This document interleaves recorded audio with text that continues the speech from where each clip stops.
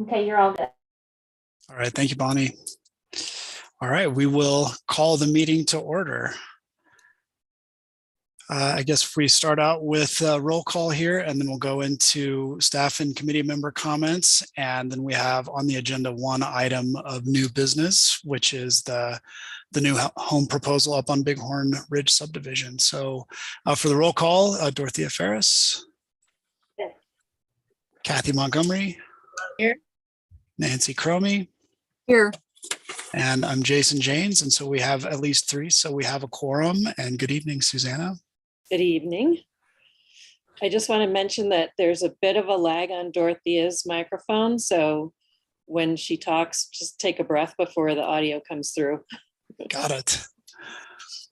We'll try to do our best to not talk over one another. I'm the worst at the timing on that. All right. And so Susanna, should we just go ahead and start with the minutes from the last meeting? Sure. Hopefully you've all had a chance to look it over. It's pretty straightforward. If someone wants to make a motion. I would make a motion to approve. Second. All right, motion has been approved and seconded. Any additional comments? I don't think we have to do that for minutes, but all right, we will call the question. All in favor of approving the minutes? Aye. Aye. Aye, passes unanimously. Thank you. And then Susanna, you had guidelines adoption update next. So next Wednesday is second reading of the guidelines and the associated land use code additions and changes. There were really no comments at our first reading, and there was no comment from the caucus. So I don't expect any derailment between now and then. And I will let you know as soon as they get adopted. Wonderful. Yeah. It's been a lot of work getting there. So thanks for taking it to the finish line. It's exciting.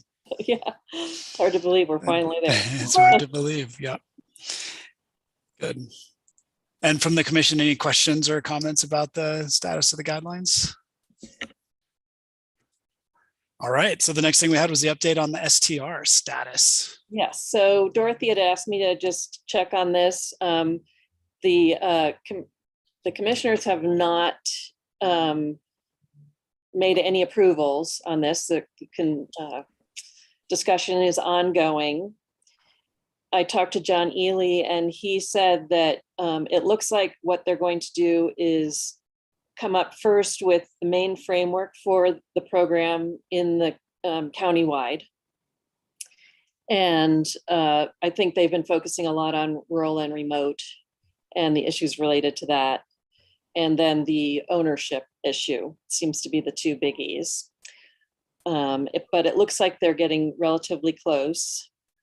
They'll probably proceed with that, adopting that material, and then look at Redstone as a separate issue after the main program is adopted.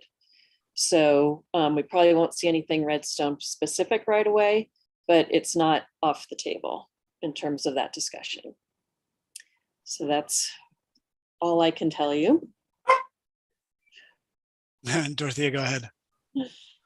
I just would like to make sure that in leaving Redstone in consideration of the situation in Redstone and the historic value, I don't want to get sort of shifted to the back drawer somewhere that, oh, we didn't get to that. Oh, we forgot to address that. We were so busy with these other things.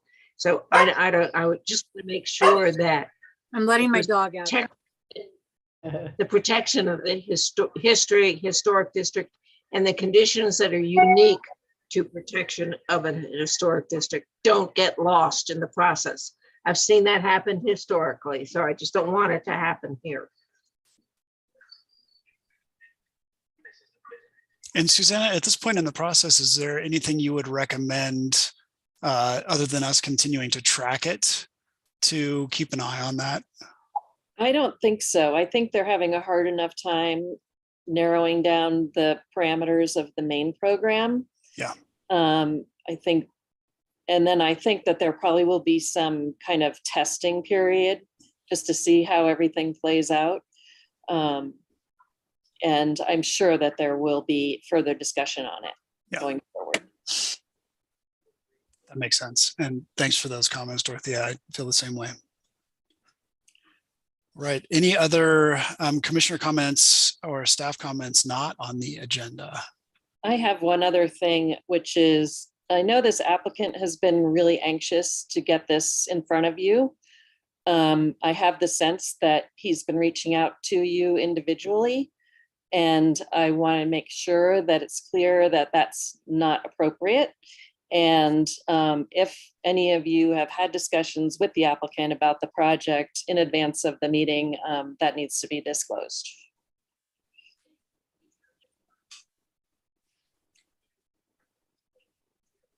All right.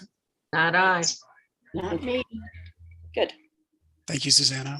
Yeah. I do, before we move to the application, I just have one more update because we had in our last meeting reviewed the improvement plans for Redstone Park, and the anticipation was that that work would be underway right now. Right, And so thank you. Yeah. I'm sure there are questions kind of generally circulating because it's very much exactly as it was when the snow melted. And there have been some conversations at the permitting level related to the top of bank improvements because those go into the stream setback. And we thought we were underneath, and I'm speaking to this as a member of the project team as opposed to a member of the commission related to this information, thought that the information that was being submitted was sufficient to comply with those permits, and it turns out it wasn't. So there's been some back and forth in finalizing permit documents. And right now, those revised documents are under review at the permit office.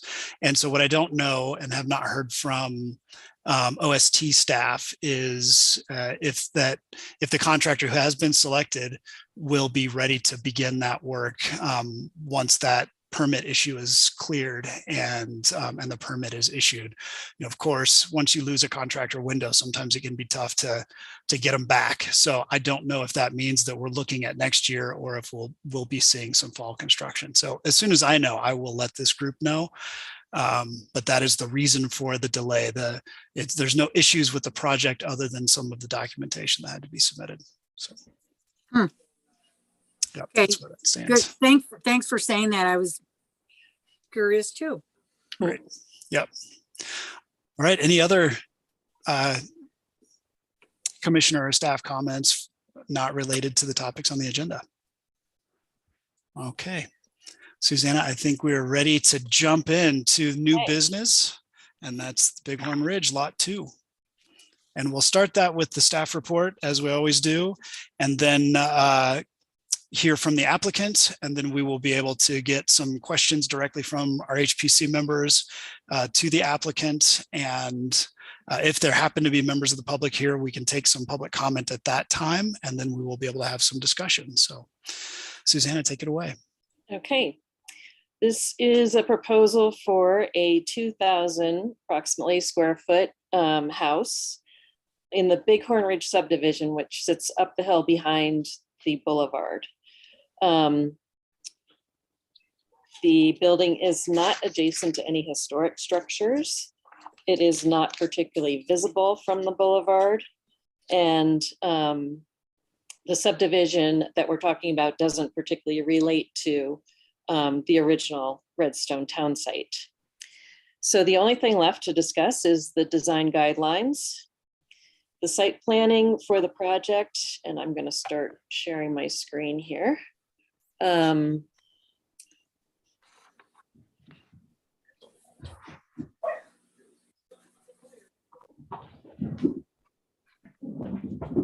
Working? Yes, we can see that. Thank you. Okay, great. Let me know if you need me to blow anything up or resize anything.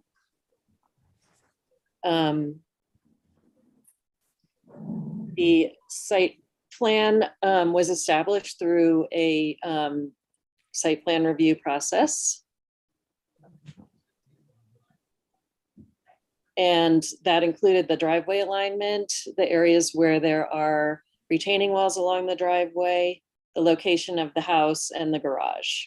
So those were kind of fixed at the outset. Again, the site planning component of the guidelines doesn't really apply here because this lot doesn't really conform to any of the boulevard or the hill house conditions that we're usually familiar with. So we're going to jump right to new construction. The house is very modest. It's about half of the floor area that would be otherwise allowed on the site. It's a very simple front gable house with a garage under a shed roof that's attached. I do have some additional information on the materials. The only concerns that I had here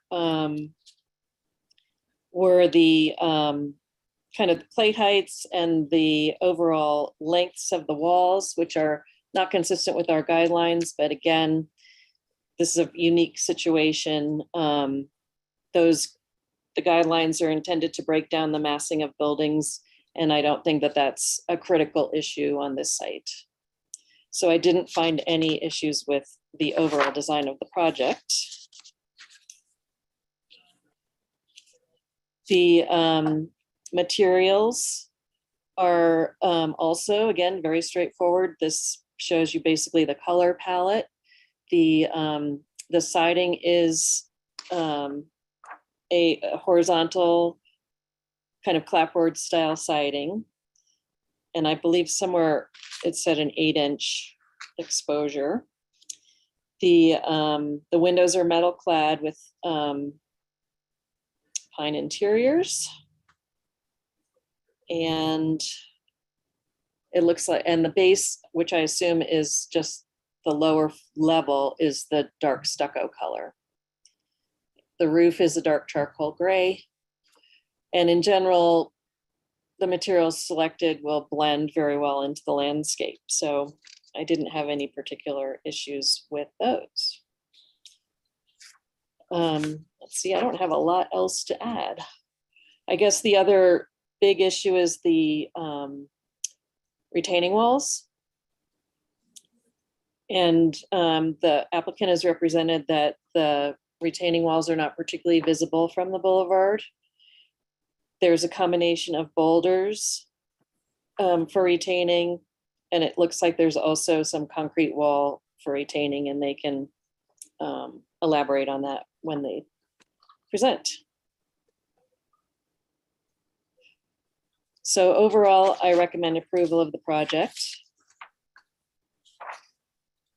Again, it's kind of outside of our traditional type of review process. So I think that the simplicity of the building, the modesty of the materials, all that are totally appropriate for this location.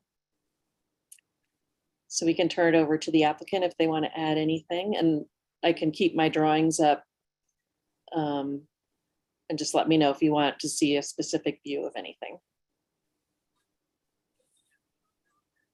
Oh, that's, I think that's me. I thought that the architect or the builder would be on this to answer those kinds of questions. And I was just kind of in the audience, but I can answer any questions. Our idea is just to have what we had thought would be a small cabin place to go to and on this property that we've had for 15 or 16 years. And so, yeah, I think it's straightforward. And we want it to look good, and really look forward to being in Redstone.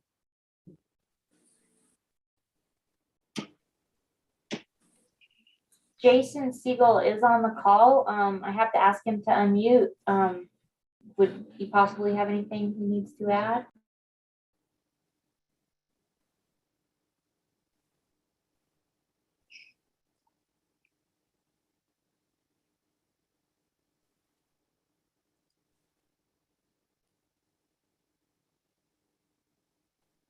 If not without a prompt, I would love to hear just a little bit about. Hello? Oh, there you go. Hello? Figuring it out. Yes, Jason. Oh, Go I'm ahead. sorry. I've been on since the beginning. I I did not know how to unmute. I apologize. Star 6. So Common I'm challenge. with you guys. No worries. I've heard everything. I appreciate your representation of our proposal. It seems about in order. I guess the only question you guys kind of had about one thought about the retaining wall. Pretty much we will be using all on-site boulders. Our site does have quite a bit of rock. We will be using natural boulders for the garage, any sort of garage retaining. And the concrete that will be used for retaining is just on the eastern garage wall. So really the only person who will be looking at that concrete is somebody that is pulling into the garage. It's not any concrete up the driveway or on the lower side of the house. It's just the part that needs to be a little bit more secure than boulders, because we don't want water filtration going through the boulders onto our drive. That's this. Not to jump right into it, but it sounded like that was the kind of a little bit of clarification maybe.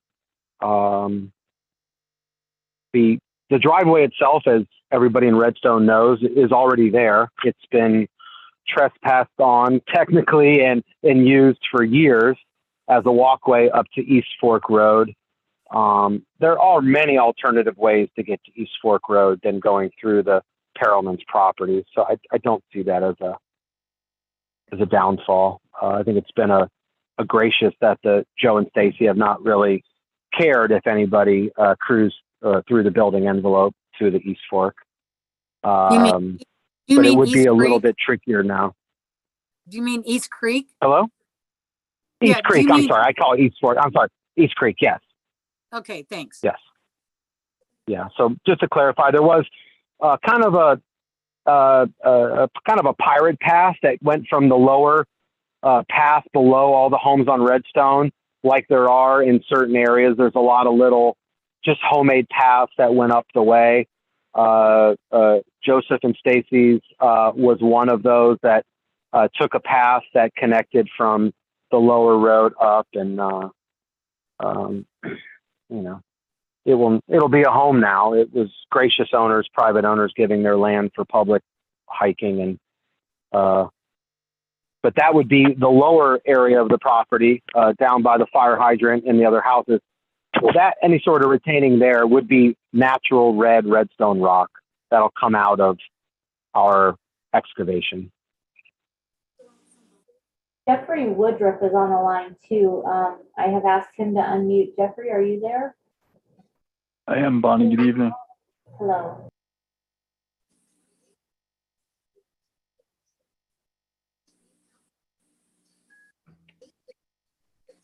I think something that would help us as we talk about this and look through this, I know one of the things that Susanna pointed out in her memo was a request for clarification about the distribution of the materials, the siding materials, that in her read of the materials that they're appropriate for the context, but maybe a little bit of description about how those get distributed around the house. And I would love to hear a little bit. I know we originally heard about the massing and the use, and so I think we've got a good sense of the prioritization of the use and why the house is the shape that it is, but of just some of the detailing and some of the decisions around things like the eaves overhangs and the way the trim around the windows is going to relate to the siding of the house, and just as a kind of painting the picture in your own words of the way the house is going to look would be really helpful. Jeffrey, would you like me to go for it? Please. Sure. The home, the lower level of the home is 50% subterranean, facing the east into the hillside, and about 50% what you want to call under deck glass and windows. So like a lot of homes that are built on a hillside, we have egress windows underneath the deck. The lower level will be full concrete from the ground up to the first deck. And we're going to make that stucco as of I'm going to call it a brown to red earth tone. We haven't picked the exact stucco drive it color, but But when the excavation goes on and we have the color cards, we're hoping for that dark red maroon of rock that you see everywhere, partly because you won't really see the underside of the house. So we kind of want it to go away anyways. We'll be using a straight black window mullion on the outside. So any views from back towards the house, the windows should simply go away. The idea is a basic hardy plank that we'll use, unfortunately, on Main Street. There is not the fire danger that we have just 100 yards up from Main Street. So our home, per Picken County, has been designated to be 100% non-combustible on the outside. Let me restate that. To non-combustible standards. The deck, obviously, you have to have some wood to hold the deck up. The deck boards then get painted with a fire-resistant paint. But really, the only wood on the exterior of the home will be the underside. The only small trimming. We do have 8x8 posts, which comply with the fire requirements of the area. Those 8x8 posts will be of a Doug fir wood. They will be very indicative of all the trees that live around us there in the woods. And I anticipate a very natural, non-combustible, non-alcohol or ethanol-based stain for those. We are going to use a straight cable railing, small cable railing. So again, if you were to see the home from Redstone, you would just be looking at posts holding the deck up, and that small 1/4-inch railing will essentially go away. The clapboard siding it's called 1x8 clapboard siding. It represents about a 7-inch reveal. There's about 1 inch that gets covered of each board. Very, very standard, just like you have on Main Street. A lot of clapboard, a lot of lap siding. So we are sticking with what's been done through the neighborhood. That second level where their decking area is has exactly wonderful 6x6 picture windows with about a 1.5 by 6 additional window at the bottom. So I kind of think here, much like if anybody's been in a Missouri Heights house or a house a little bit more up in the mountains where you have a picture window at the top and then the very bottom is operational for a little bit of air and ventilation. So looking at the home from the outside, you'll really see, as you can, I'm not looking at the prints. I'm just on the phone, guys. So unfortunately, I'm just entering my phone. But the house will look like not massive, but not small either. A pretty traditional 6x6 picture window. They all match all the way pretty much around the north, west, and one to the south of the home. We're utilizing a very modest wraparound deck that goes from the front door at a smaller width around the north side of the building, just to move people to what we want to call the usable deck, which is there facing to the west, looking out towards the coal basin and down towards Main Street. Again, pretty modest deck. We do have full rain overhangs over that deck. So this is not, if you look at the home from a distance, the deck does not protrude past the roof like it's going to fall off the home. The deck actually feels like it's much part of the home because our roof system covers it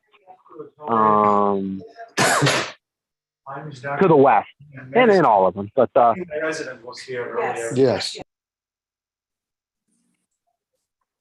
And I don't, again, it's a modest home. We didn't get into a lot of jogs or changes in roof because we're already handcuffed with building on a hillside.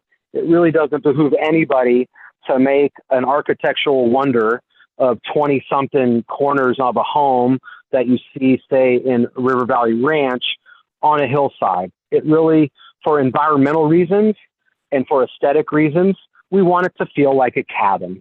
And that hence is the 2,000 square feet of total building under roof conditioned space, which is less than 50% even.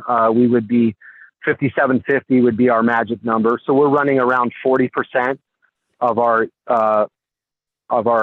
usable living space. It is a small cabin. It is a couple utilizing the cabin. It's a 3-bedroom, 2-bath, real straightforward Redstone home.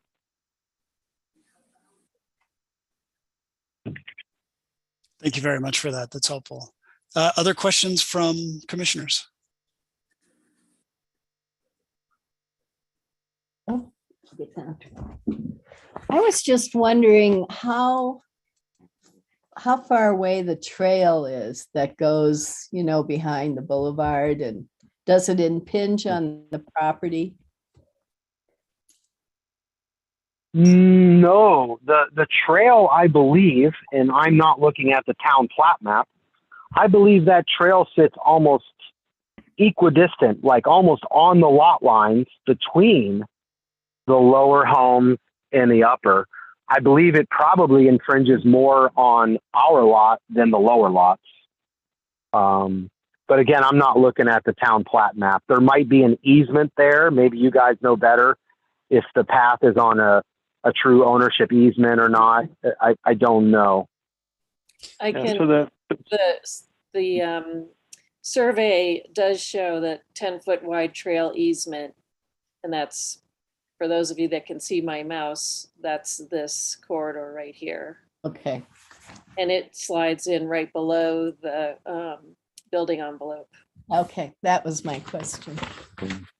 And you know what? Adding to that, I must say, maybe a little tardy getting to you, or a little tardy. We really got to build this season. You guys brought it up correct when you talked about a town project. If this house doesn't move along, we're dragging a little bit. No fault of anybody, but the permitting process has taken a little longer than we had anticipated. But one of those reasons is there is an iconic tree that everybody sees from town. And it's the one that's gotten struck by lightning probably 5 times.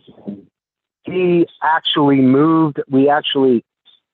rotated the home and have worked hard to get our home 100% out of the drip edge, the tree canopy area of that ponderosa.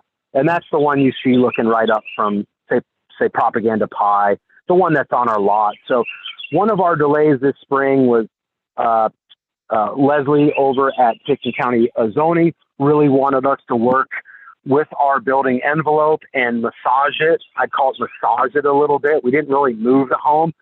We rotated it a little bit more to the east. The garage went just a pinch more to the east. We shifted like 5 to 10 feet to the north, and that got us 100% out of the area of that ponderosa tree. So we are, again, trying to do our best with the town of Redstone to make the home fit in with the existing landscape that is by that path. So we have saved the large tree by far. We're pretty far away from it.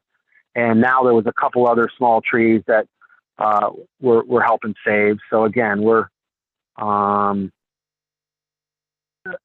to make the impacts to that trail behind there as minimal as possible, whether it be stucco color, our timbers, Doug fir, meeting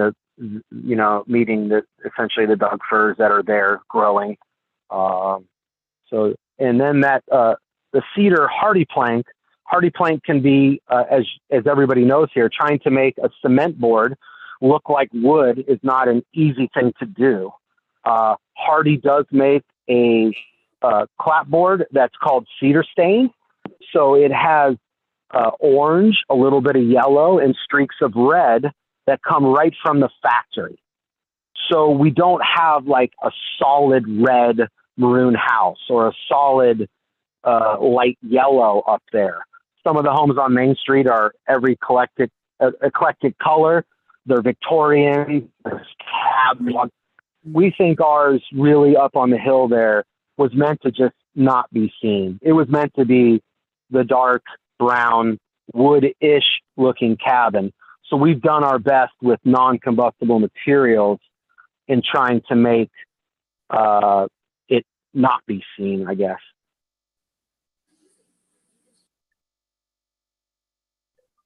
Other questions?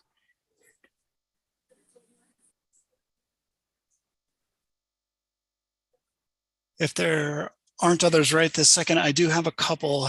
Recognizing the challenges that you face in building on this lot, both from a construction access standpoint as well as a site grading illustrated by the walls that are going to have to be built.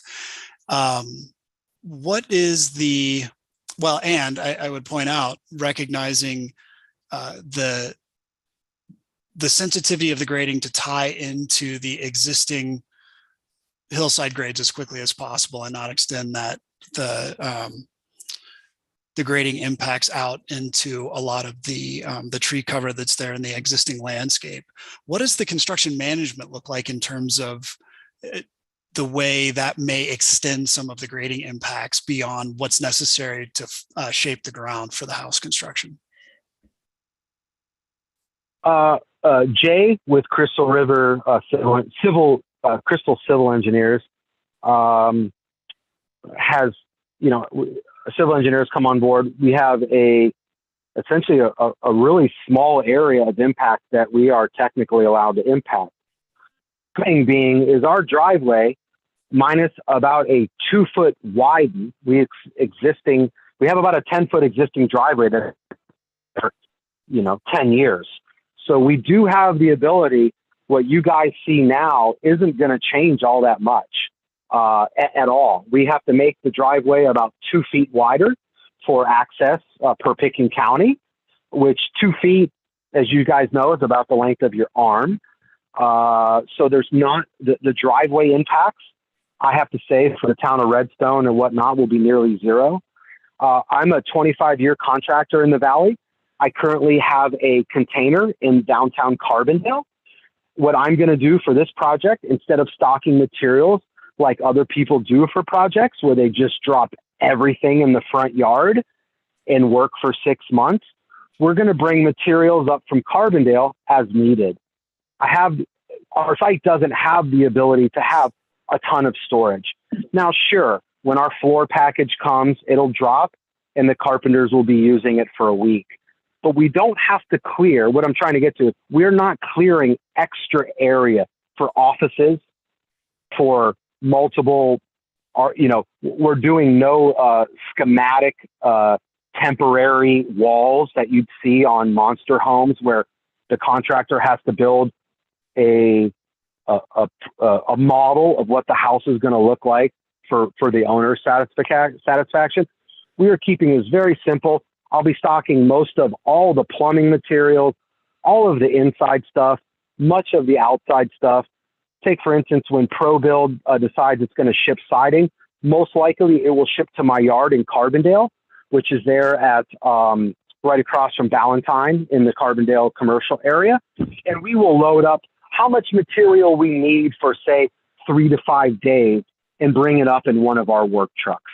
We understand the limitations of the site, just like you guys, and we've already planned for that. We don't plan on, we'll probably have a few trucks that are needed that have to bring the larger packages, the trusses, and items like that. They will come down the driveway.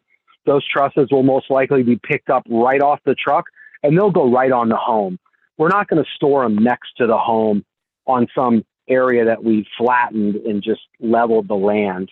We're going to try to work the other way and bring the loads up in smaller areas to try to minimize the scar to the land. Thank you. That's very helpful to understand. Related to that and related to the fire danger and hazard that the lot is in, is there any additional understory work or tree clearing that needs to happen outside of that the limits of disturbance area that's identified on the plans that Suzanne has been showing? Yeah, I don't believe it does. The southwest corner of our home is where our sewer line will exit the home. And for those of you that do or do not know, our home is serviced by Redstone water and sewer. So we have no well to dig and no septic field to put in. Some homes on the outskirts of Redstone that you might work with approvals have septic systems. Ours does not. On the southwest corner of that home, there is maybe a couple aspen trees the size of my hand. It just happens to be that that corner of the home where the digging will need to attach to the septic line, which is behind Redstone there, doesn't have really any major vegetation. We will come in, we'll do the work that's needed, and per the civil notes, we will be revegetating with the native grasses and wildflower seed that Picken County requests. Okay, thank you, The Jason. water service also is really easy. We have a fire hydrant, which is located right there on the trail, and that is where our water tap is. So believe it or not, the water tap, which in a lot of instances is the most damaging of the excavation because of the depths that we require for our water line. The key in this sense is it's only about 30 to 40 feet. It's just a minimal, a little bit of overdig from our foundation. The excavator will turn, reach towards the fire hydrant where we have a mark where there is a tap ready for us. Should be very minimal.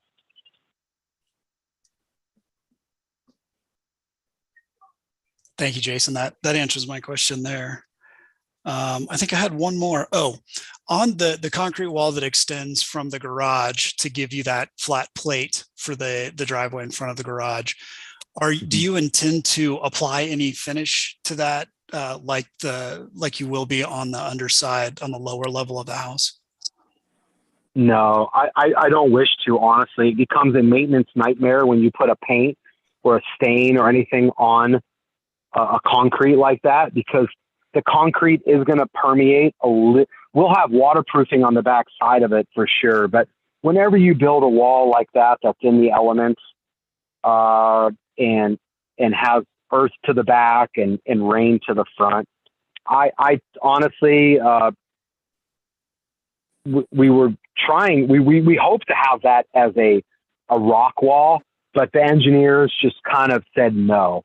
They wanted it, they needed a little bit more secure wall for them to feel comfortable with it holding for driveway and purposes. That, like I said, that part of that concrete is 100% visible only from this lot. Because if you look at the circular driveway of our turnaround, that will, if you look from the pathway below the hiking trail behind Redstone and you look up, you're going to see our boulder wall holding the driveway there, and your eye, the view plane essentially you'll look over our concrete wall. So I hadn't planned on it. If we needed to put a red stain on it or something, if it stood out from town, I'd be open to solving problems, but I think right now, I think leaving it straight concrete is just, it looks better down the road than having peeling paint come off a wall. Understood. Okay, thank you. Are there other questions from members of the RHPC? I just had one question. It's probably not in our purview. Can you hear me okay? I took my mute off. We can. Thank you, Nancy. Just a quick question. Like, I know there's a construction schedule in Picken County as far as timelines through the week and through the day. And what is the plan on that, just as a community person? And I've been a contractor in the Valley for a lot of years. I've never had a single complaint ever, because I'm just a really straightforward guy. I try to stay on budget, on time. We start about 8 o'clock. We finish about 4:30, 5 o'clock. And and we're just a traditional contracting crew. I don't see concrete trucks rolling up the road at 6 a.m., leaving their music low till 7. I'm not that kind of guy. I've done subdivisions, minor subdivisions in both Elgin, Eagle County, Garfield County. And I know this one. I know where we are. Everybody will hear what goes on our lot. You might not see it, but you're probably going to hear a little bit, obviously, down on Main Street. So I see us. We are slated right now with our fingers crossed to come out of building about July 15th. Luckily enough, Picken County Building Department has had our application for over a month. So they have been reviewing it based on our meeting tonight. This will finish up our planning commission, and also the Redstone committee, your committee has say in both planning and the building department. So tonight's meeting kind of is our last check. And because of the size of the home, it's in an existing building envelope. Picken County, this is one of the easier permits they do. Let's be honest. So we have Brian Davis on board. I pretty much work with him daily right now on our building permit. And our goal is to come out of the ground July 15th, not October 15th, for obvious reasons. And our goal is to get that roof on as quick as we can. And then I truly believe from essentially Thanksgiving until about March, our goal is to just get the materials up there that need to get up there under the roof. And it probably will be a little bit more of a skeleton crew through the heart of the winter. If we've got a concrete apron to pour or something like that, it's just simply going to have to wait for April 1st next year. And we know that. And so then, we'll be going hard. Yeah. And then, so I get all that. So what you're saying is then it's a Monday through Friday event, right? Through the building time. Picken County allows us Monday through Saturday, 7 to 7. And I'm going to say we're going to be Monday through Saturday, probably 8 to 5. I never can rule out. Honestly, being in Redstone, the contractors that'll be working on the home, I'm trying my best to make them your neighbors. I've been reaching out to many of the contractors, electricians, plumbers, and excavators that already live up the Crystal Valley and understand the neighbors and the neighborhoods and that sort. I'm not reaching out to contractors in Silt to come up to Redstone Saturday at 7 a.m. So I'm right with you. I can't rule out Saturdays. I really can't. We have to get this home up just like your Redstone Park. We've got to get it in. I would have liked to have started in May 1st, but it is what it is. It's middle of June and we're still moving along, but I do believe it'll be well into the, an hour of each side out of the, allowable time.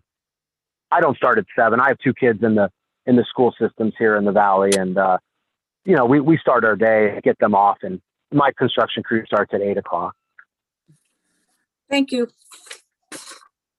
Okay, You're welcome. last call for questions from our HPC members. All right, seeing no more questions. And Bonnie, I do not see any members of the public on the call right now. Is that accurate? That is accurate. Okay, and given no members of the public here, we'll close the public comment period and enter into commission member comments. Anybody have any, Nancy, Dorothea, Kathy, anything you'd like to add? I just think it looks good the way it is. I would just say that the concern of traffic congestion, water supply, appropriate use of what is on the road and waste material has been addressed. I've been listening to the sub comments and what has been said about what's done in the plans. And it sounds as if it's touched on all the appropriate impacts that have a small community as tight as Redstone is. In my mind, needs a lot more concern about the impacts on the community than larger places. And I think the intent that I heard in all the talk was trying to lessen the negative impact on the community. And I'm pleased to hear that. I would agree with Dorothea and Kathy, and I'm good. Thank you. Just one other quick comment. The East Creek Road is usually not plowed in the winter. Are you aware of that? We are. We are currently working. It's in process right now. We are working with Picken County. Picken County currently owns Lot 1 in Bighorn Ridge. And per our subdivision requirements, it asks that the lot owners 1 and 2 need to work together for what they call maintenance of the road. So the tricky one that we're working with right now is the maintenance crew that goes up to the facility at the top in the winter, goes up with a snow machine. So we will be working with them. It's not all on our plate either. It is Picken County owns Lot 1, so they are working with us. But we will have a Board of County Commissioner meeting on that exact topic, and that will be coming up very soon. So not to, I say, push that off. The owners do know that it is on their dime at this point. They wish to plow to their home, but it's also we have to work with Picken County because they are not only lot owners, but there is maintenance both with Redstone Water and the county on communications, I guess, or I don't know what they use the road for exactly, but we will be addressing that on a contractual basis in the next coming months. But we do know that's why I mentioned December, January, February, March. It doesn't matter how good we plow that road, trying to get a concrete truck up East Creek Road in January is probably not a good idea. Not an option. You know, it's just not. So I'll tell you what, you'll be a part of that, but I didn't want to, I'm not saying I'm pushing it off, but the Perelmans, Joe is, I believe, online, and we've talked about it. Picken County is that owner of the Lot 1 is where they're climbing hike up, and on the inside there, it kind of goes both sides of the road, I guess. So they had purchased that lot some time, I guess, ago. I'm not 100% certain. I'm not a planner. I'm just the general contractor, but we will be applying for permits, and it will take a Board of County Commissioners approval for whatever we come up with.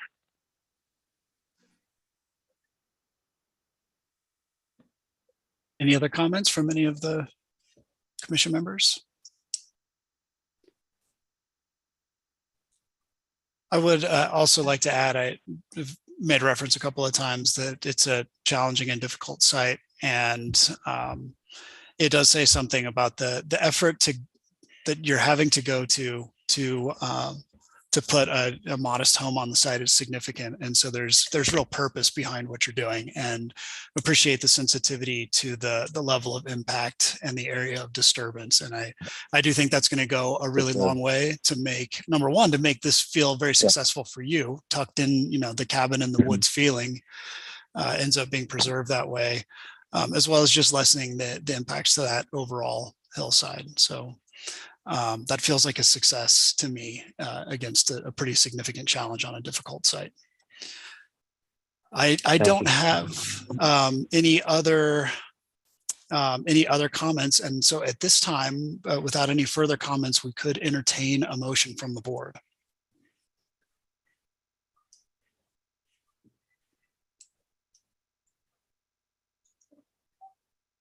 Go ahead, Move Dorothea. things along, I would make a motion to approve the application.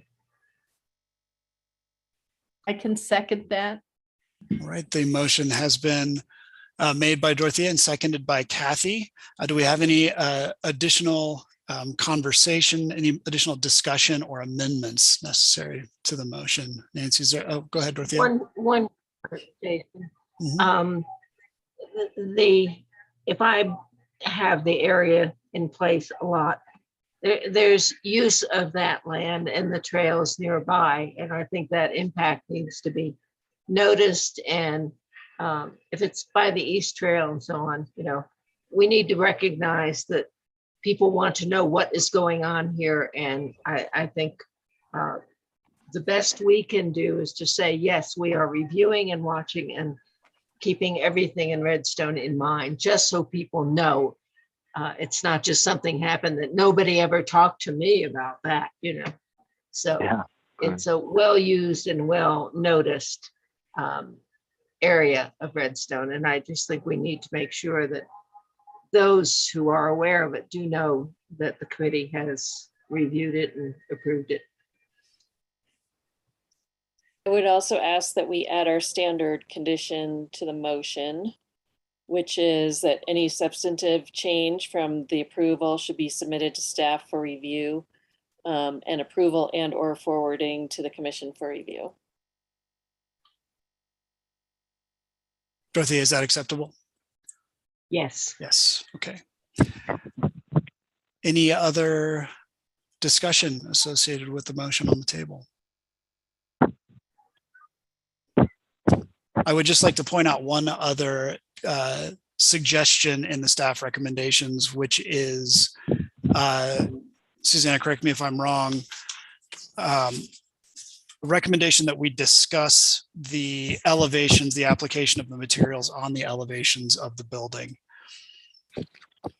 Yeah, I put that in, basically, if you're satisfied to the extent that you understand the extent of the different materials, then we can omit that condition. If you still have more questions about knowing kind of where the stucco stops and the siding starts, then we could leave that condition in and just have that be a document that's submitted to me for check off. I would like to suggest that be the way that we handle it, that the specification of the materials for the siding, the stucco, and the trim be submitted directly to staff.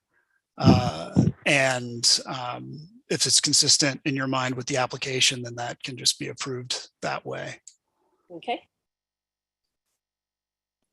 And I see Dorothea nodding yes, that's acceptable. Okay. Yes. And so do we need to clean that up a little bit in terms of the motion that's on the table?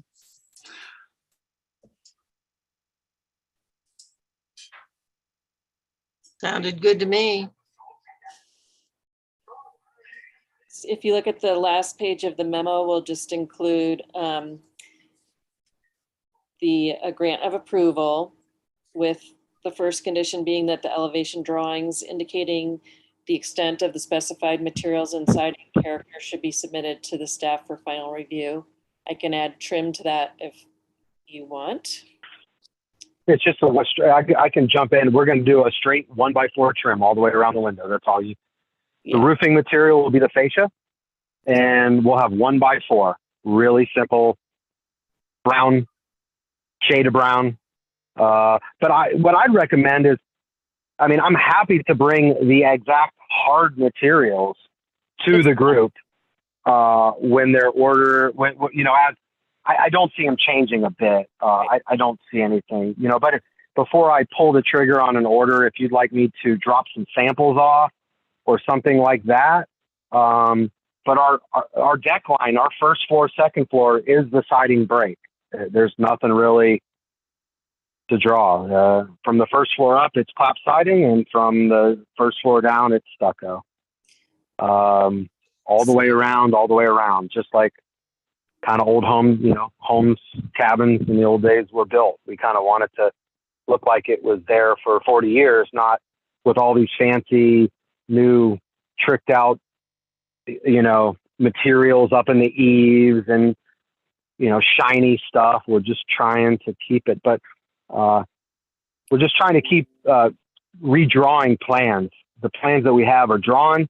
I'd like to leave them at that. If you'd like me to bring samples to you before we order, which could be in the next even 45 to 60 days, we'll have those samples. I'd be glad to do that.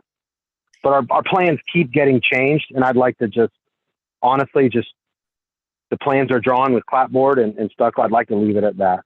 Well, if we Jason, could. I think the issue is that it's just not delineated on the elevations. Even if you want to take a, Sharpie to the set of drawings and send me some, photos of the drawing. Well, just you've so got that the colors, right? You have all those color schemes. The clapboard is there, the fascia, the but roof color. So they I just would think have to. Yeah. what Jason Janes is asking for is a drawing that shows that line between the siding and the stucco, that shows the, the scale of the trim on there. I don't think it's an issue with the material itself. It's just having a document that shows what we've been talking about is just important to have, Okay. so that we're all on the same page.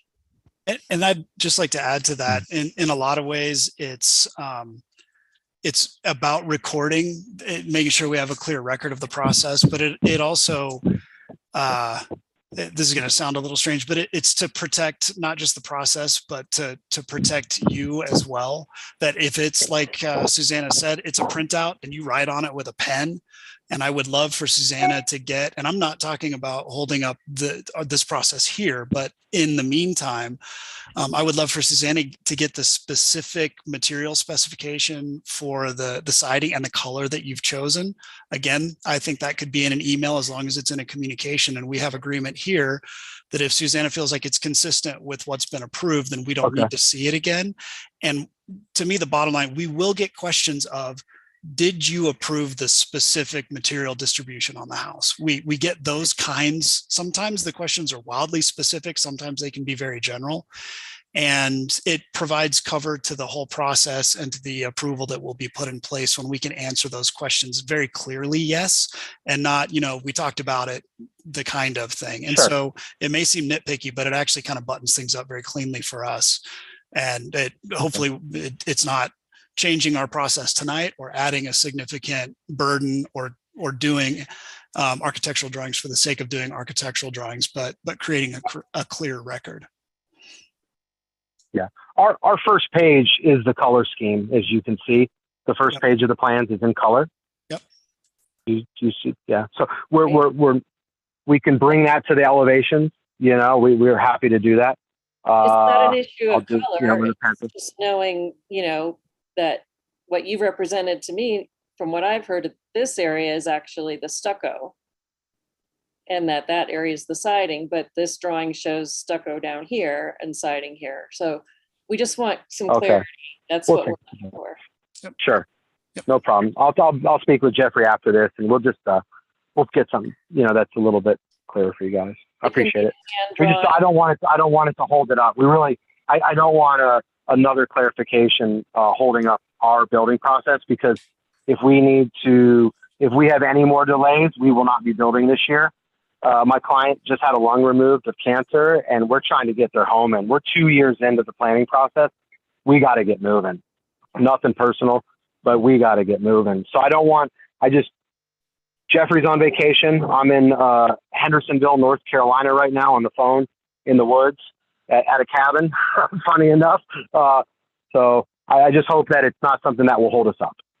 I want to be super clear. I think what we're actually talking about is we're towing very close to a vote that I don't want to predict the outcome of, but I think there's a momentum there. And so I would expect that you will have what you're looking for here very shortly. And then in the meantime, as the process is moving forward, providing some supplemental information, not coming back to see us, quite frankly, at all. Okay. Awesome. That would be best. Thank you. And I know the county process is arduous. I've been on the applicant and builder side, and I know that can be frustrating and difficult at times. And from the HPC perspective, we need to make sure that we're protecting the process and asking the right questions while being quite sympathetic to the challenges. And David, just so it's clear, we're following both chapters 4 and chapters 5, which is in the RHPC's domain. And we're also following 72060, which is Picken County's requirements for building on this lot, which is mapped as high fire brush. And so the delineation that Jason's described has been with us pretty much from the beginning of the design, the smallest footprint, the smallest sort of impact in the neighborhood, if you will, but also cognizant of the fact that we really want something that's both safe for the applicant and safe for the town. So while we could talk about color all night, the health, safety, and welfare and its outlined in 72060 is probably the most preeminent thing in our mind as we sort of design and construct. And so, we're cognizant of light leak into town. We're cognizant of its impact within, that trail easement. We don't want this cabin to be about the car. So there's a lot of decisions that went into the home that are beyond, the sort of simple rural earth tones that Picken County describes if it was a house down on Main Street. So it's really, how do we keep the smallest footprint and how do we keep the occupants safe? And I think that's critical to this discussion as well. Understood. Thank you, Jeffrey. One more from Dorothea. I want to thank you for your comments about what needs to be done ahead of time, and just the alert that it seems to me it's much smarter to address these issues right now, since the decisions have been made, they have been approved. But if they are not documented and it's brought up at a later date by someone who says, oh, I don't think you addressed this, you're in for a much more difficult discussion than it is to send the information to us now that you did review this and it was approved and Susanna has the records of the decisions that were made. So the compliance now to that is a much easier one than trying to say, well, we talked about that somewhere, but it's not recorded. So I thank Jason for his comments and for the compliance. And hopefully we're at a point now where we've belabored something that's actually a pretty simple and can be an informal documentation. And knowing that we've kind of rolled back into discussion, I do want to make sure if there's any other comments, we can make room for that now. But I would like to return as well back to any commissioner comments, and then we'll be ready to call the question, I believe. Anything else from HPC commission members? Okay, seeing none. Let's see, Susanna, we did, I feel like we read the motion and the amendments, but I want to make sure that it's clear. That is the motion for approval as recommended by staff, including recommended additions to the motion of annotation on some drawings that indicate the extents of the materials on the building, and then any substantive change from the approval submitted to staff for review or forward to the commission for review. And I would like to just point out as a point of order that there was another item in the staff recommendation that was covered in the discussion and does not need to be included in the motion. Dorothea, did we capture that accurately to your original motion? Yes. Okay. And I'd like to clarify that we're talking just about material extents, not color. Yes, thank you. Thank you. Okay, let's go around the room. Kathy. I vote yes. Nancy. Yes. Dorothea. Yes. And I'm a yes as well. The motion carries unanimously. Okay, great. Thank you very much for the thorough explanation and the well-prepared package. This was actually, for a new building, probably the quickest and least amount of discussion that we've seen in the district. So I commend you for for getting that through. It'd be great if everybody could put 3,000 square foot houses, wouldn't it? It would sure make things easier in a lot of cases. So wouldn't it? Yes. Yeah, so it's great. Building a house, I'm a one-man's builder. I've been building essentially from Aspen to Glenwood Springs for 25 years. And I'm really excited for the project. So I appreciate everybody there and your time, and we'll get you some of those details, colors, samples, that sort of thing, and also get it on prints for you.